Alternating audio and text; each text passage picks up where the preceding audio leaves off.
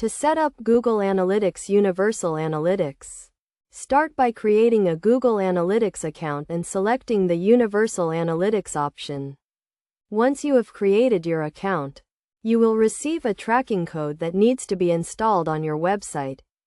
This code is usually placed in the header section of your website, and it tracks all the interactions on your site, including page views, clicks, and conversions. The next step is to set up your property and views. A property in Google Analytics refers to your website or app, and a view is a subset of data within a property.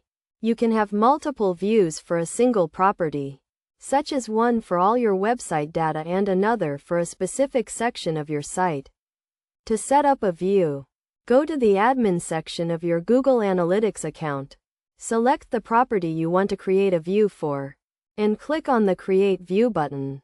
It is also essential to set up goals in Google Analytics. Goals allow you to track specific actions on your website, such as form submissions, button clicks, or purchases. To set up a goal, go to the admin section of your Google Analytics account. Select the view you want to create a goal for, and click on the Goals button.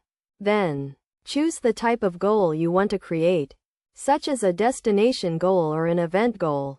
Another crucial step is to enable e-commerce tracking if you have an online store. E-commerce tracking allows you to track transactions, revenue, and other e-commerce related data. To enable e-commerce tracking, go to the admin section of your Google Analytics account.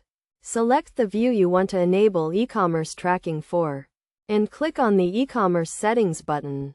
Additionally, it is recommended to set up filters to exclude internal traffic and spam traffic from your Google Analytics data. Filters allow you to modify your data in various ways, such as excluding traffic from specific IP addresses or including traffic from specific domains. To set up a filter, go to the admin section of your Google Analytics account. Select the view you want to create a filter for, and click on the Filters button. Finally, it is essential to test your Google Analytics setup to ensure that it is working correctly. You can use the real-time reports in Google Analytics to test your setup and see if data is being tracked correctly. You can also use the debugger tool in Google Analytics to test your setup and identify any issues. By following these steps and best practices, you can set up Google Analytics Universal Analytics correctly and start tracking your website data. This will allow you to make data-driven decisions and improve your website and marketing strategies.